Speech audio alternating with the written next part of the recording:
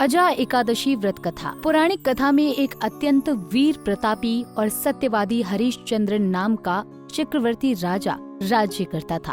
प्रभु इच्छा से उसने अपना राज्य स्वप्न में एक ऋषि को दान कर दिया और परिस्थितिवश उन्हें अपनी स्त्री और पुत्र को भी बेच देना पड़ा। स्वयं को एक चांडाल के यहाँ कफन लेने का काम किया, किंतु उन्होंने इस मुश्किल काम में भी सत्य का साथ नहीं छोड़ा। जब इसी प्रकार कई वर्ष बीत गए तो उन्हें अपने इसी नीच कर्म पर बड़ा दुख हुआ और वो इससे मुक्त होने का उपाय खोजने लगे।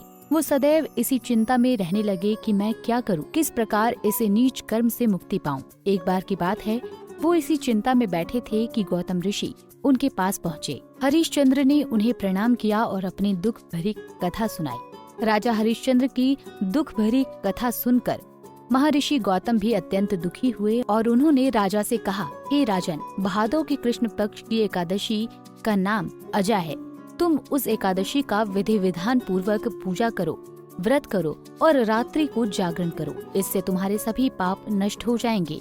महर्षि गौतम इतना कहकर चले गए। अजा नाम की एकादशी आने पर राजा हरिश्चंद्र ने महर्षि के कहे अनुसार विधान पूर्वक उपवास किया और रात्रि जागरण किया। इस व्रत के प्रभाव से राजा के सभी पाप नष्ट हो गए। उस समय स्वर्ग में नगाड़े बजने लगे और पुष्पों की वर्षा होने लगी।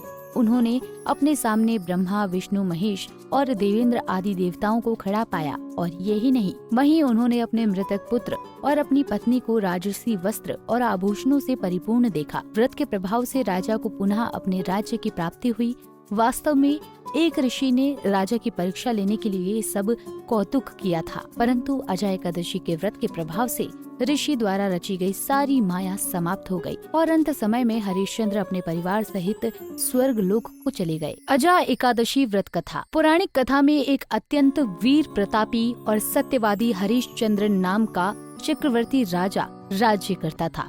प्रभु इच्छा से उसने अपना राज्य स्वप्न में एक ऋषि को दान कर दिया और परिस्थितिवश उन्हें अपनी स्त्री और पुत्र को भी बेच देना पड़ा। स्वयं को एक चांडाल के यहाँ कफन लेने का काम किया, किंतु उन्होंने इस मुश्किल काम में भी सत्य का साथ नहीं छोड़ा। जब इसी प्रकार कई वर्ष बीत गए तो उन्हें अपने इसी नीच कर्म पर बड़ा दुख हुआ और वो इससे मुक्त होने का उपाय खोजने लगे। वो सदैव इसी चिंता में रहने लगे कि मैं क्या करूं, किस प्रकार इस नीच कर्म से मुक्ति पाऊं। एक बार की बात है, वो इसी चिंता में बैठे थे कि गौतम ऋषि उनके पास पहुँचे। हरिश्चंद्र ने उन्हें प्रणाम किया और अपनी दुख भरी कथा सुनाई।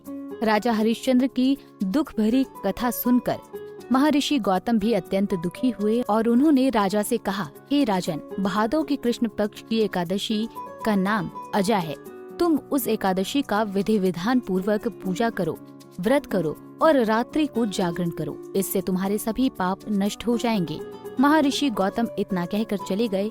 अजा नाम की एकादशी आने पर राजा हरिश्चंद्र ने महर्षि के कहे अनुसार विधान पूर्वक उपवास किया और रात्रि जागरण किया।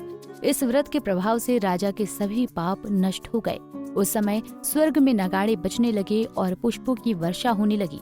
उन्होंने अपने सामने ब्रह्मा, विष्णु, महेश और देवेंद्र आदि देवताओं को खड़ा पाया और यही नहीं, वहीं उन्होंने अपने मृतक पुत्र और अपनी पत्नी को राजसी वस्त्र और आभूषणों से परिपूर्ण देखा। व्रत के प्रभाव से राजा को पुनः अपने राज्य की प्राप्ति हुई। वास्तव में एक ऋषि ने राजा की परीक्षा लेने के लिए सब कौतुक किया था, परंतु अजा एकादशी के व्रत के प्रभाव से ऋषि द्वारा रची गई सारी माया समाप्त हो गई और अंत समय में हरिश्चंद्र अपने परिवार सहित स्वर्ग लोक को चले गए।